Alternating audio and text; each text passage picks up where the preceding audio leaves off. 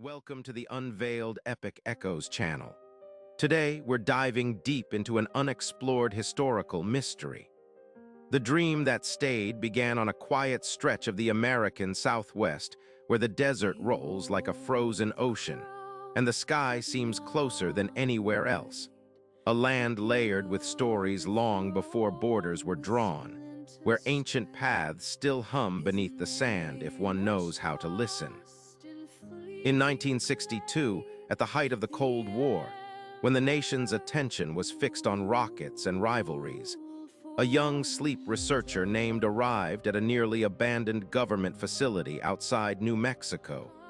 officially tasked with cataloging outdated neurological experiments, but privately driven by a recurring dream she had carried since childhood, a dream that never faded upon waking and never changed, no matter how many years passed. In the dream, she walked through a stone corridor lit by firelight, following voices she could not understand yet somehow knew by heart,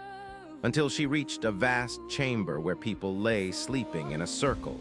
their breaths synchronized with the earth itself.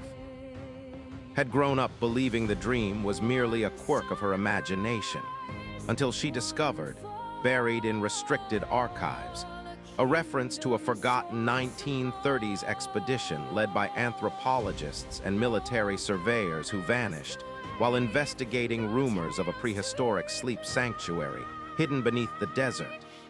a place indigenous elders warned should remain undisturbed because dreams there did not leave when the dreamer woke. As settled into the facility, the nights grew heavier, the stars brighter, and her dream sharpened in detail, revealing carvings along the corridor walls that matched petroglyphs she had studied, symbols older than any known civilization on the continent, depicting eyes closed not in rest but in vigilance.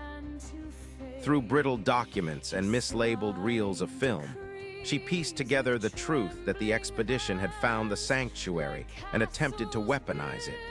believing shared dreaming could be used to influence minds across vast distances,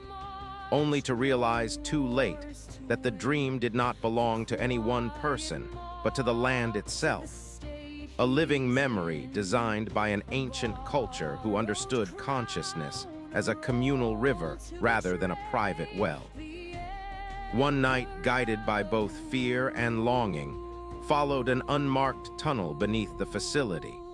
its entrance concealed behind rusted equipment, descending until the air cooled and the sound of her own breath seemed to echo before she made it. The stone corridor from her dream unfolded exactly as she remembered, firelight flickering without a visible source. And when she reached the chamber, she found not skeletons or relics, but people sleeping peacefully, their clothing spanning decades, some unmistakably from the 1930s expedition, others wearing styles far older, their faces serene as though held in a timeless moment of rest. Panic rose in her chest until she noticed their chests moving, slow and steady, and realized they were alive, sustained by the dream that had claimed them, a dream that did not trap but preserved. As she stepped closer, memories flooded her mind not as visions but as sensations. The first humans crossing into the continent under shimmering auroras, councils held in silence to decide how knowledge should be protected, the creation of the sanctuary as an answer to a single question that haunted ancient thinkers just as it haunted modern ones: how to keep wisdom safe from those who would use it without understanding its cost. Understood then why her dream had stayed with her all her life. She had been chosen not randomly, but carefully, her lineage tracing back to one of the original guardians who believed that someday the world would forget how to listen inward, and someone would need to remember.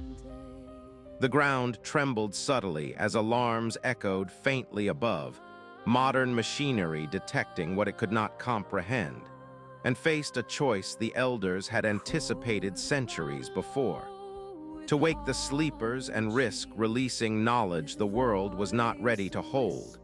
or to take their place, becoming the next anchor of the dream so it could continue undisturbed.